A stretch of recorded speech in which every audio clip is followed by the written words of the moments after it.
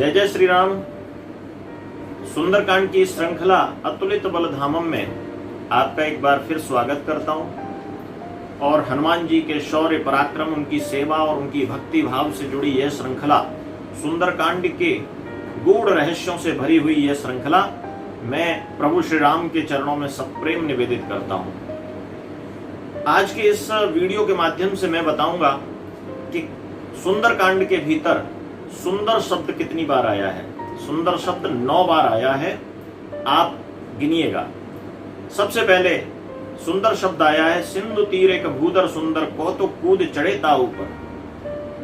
जब जामवंत जी सभी वानरों से पूछ रहे होते हैं कि कौन लंका के लिए इस समुद्र को पार करेगा, तब हनुमान जी से वे आग्रह करते हैं। हनुमान जी से कहते हैं, का चुप साध रहा बलवाना, हे बलवान तुम चुपचाप क्यों बैठे हो, तुम भी बताओ। तुम्हारा राम काज लग तब अवतारा, सुनते भयो पर्वताकारा। तुम्हारा जन्म ही राम के लिए हुआ है, राम कार्य के लिए हुआ है। तो ऐसा जब हनुमान जी सुनते हैं और वो पर्वताकार होते हैं, वहां पर एक सिंधु के निकट एक पर्वत हुआ करता था। वह पर्वत बड़ा ही सुंदर है और उसके ऊपर कौतुक कूद चढ़े ता ऊपर। हनुमान जी उसके ऊपर कौतुक में ही खेलते कूदते उसके ऊपर चढ़ जाते हैं और वो कहते हैं कि इस समुद्र की बात कर रहे हो, यह तो मुझे एक खारे पानी की नाली दिखाई दे रही है, इसको तो मैं यूं ही पार कर जाऊंगा। इतना बड़ा आत्मविश्वास हनुमान जी के भीतर जब जामवंत ने देखा तो उनको विश्वास हो गया कि राम कार्य को करने के लिए केवल हनुमान जी ही उपयुक्त हैं। दूसरी जगह पर कनक कोट विचित्र मन कृत सुंदर आयतना घना। जब वे लंका में पहुंच जाते हैं तो रात्रि के समय वे देखते हैं कि स्वर्णमयी लंका के चारों ओर मणियों से चमकती हुई वो प्रकाश की पुंज हनुमान जी को दिखाई दे रही है। तो हनुमान जी उस लंका को जब देखते हैं तो वह लंका मायावाद का प्रतीक है। हनुमान जी, जब कोई भी व्यक्ति हो, जब किसी राम कार्य के लिए या अच्छे कार्य के लिए निकलता है तो सामने माया भी उसको दिखाई देती है। बहुत से व्यक्ति जो मन के कच्चे होते हैं, जिनका व्यक्तित्व पहाड़ के समान दृढ़ नहीं होता, वे मायावाद में बह जाते हैं। तीसरी बार तब देखी मुद्रिका मनोहर राम नाम अंकित सुंदर। जब हनुमान जी माता सीता की गोदी में मुद्रिका डालते हैं जो प्रभु श्री राम के द्वारा दी गई थी, उस मुद्रिका को देखकर और उस पर सुंदर राम नाम का अंकन देखकर माता सीता हर्षित हो जाती हैं और वे कहती हैं कि जीत को सके अजय रघुराई, माया ते अस रच नहीं जाई। अजय रघुराई को कोई जीत नहीं सकता, वे अजेय हैं और माया से इसकी रचना नहीं की जा सकती, तो निश्चय ही कोई रामदूत आया होगा। तो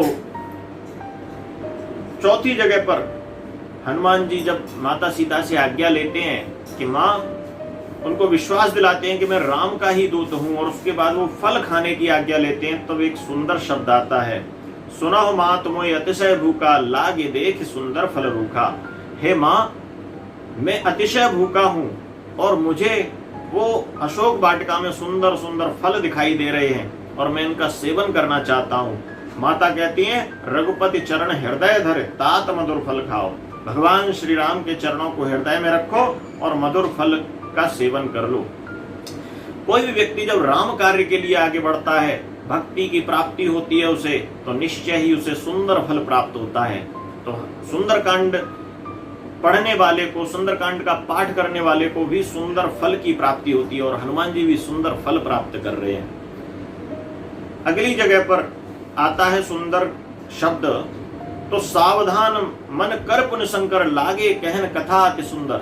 भगवान शंकर माता पार्वती को यह कथा सुना रहे हैं और एक समय कथा सुनाते सुनाते वो भाव विभोर हो जाते हैं, इमोशनल हो जाते हैं। वो देखते हैं जब राम हनुमान जी को गले लगा लेते, स्वयं हनुमान जी ही शंकर जी का अवतार हैं, इसलिए वो इमोशनल होते हैं कि राम ने मुझे गले लगाया, प्रभु श्री राम ने मुझे गले लगाया, इसलिए कपि उठाए प्रभु हृदय लगावा, कर गह परम निकट बैठावा, और अपने पास बिठा लेते हैं वो। अगली पंक्ति में सुंदर जो शब्द आता है, श्याम सरोज दाम सम सुंदर, प्रभु भुज कर सम दस्कंधर। दस्कंधर जब यानी रावण जब माता सीता को प्रलोभन देने के लिए आता है, उनको धमकी देने के लिए आता है, तो माता सीता कहती हैं तूने मेरे राम की भुजाओं का बल नहीं देखा।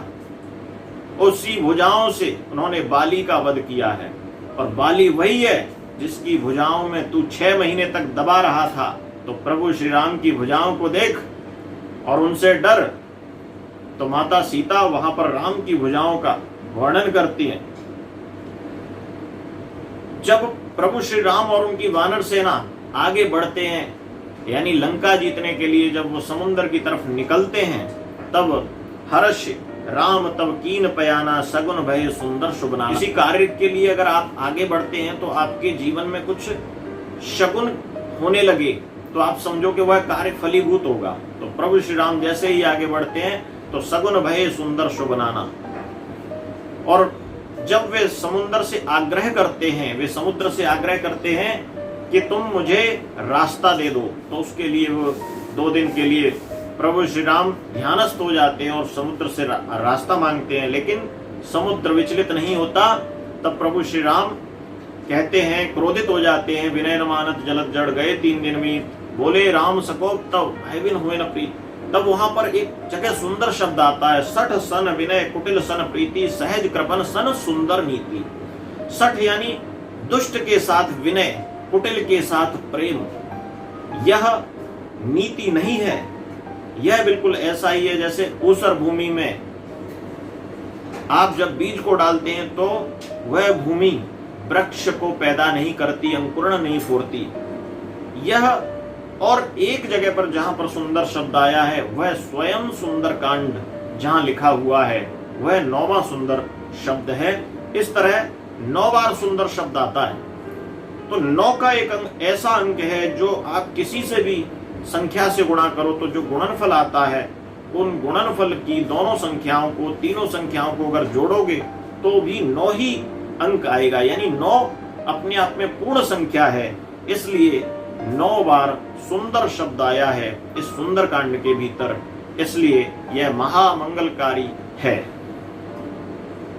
इन्हीं शब्दों के साथ मैं इस दूसरे वीडियो को विराम देता हूं, और कैसा लगा कमेंट के माध्यम से बताइए। साथ ही लाइक शेयर सब्सक्राइब अवश्य करिए, अधिक से अधिक लोगों को शेयर कीजिए जिससे कि जानकारी ये अधिक से अधिक लोगों तक पहुंचे। जय जय श्री राम।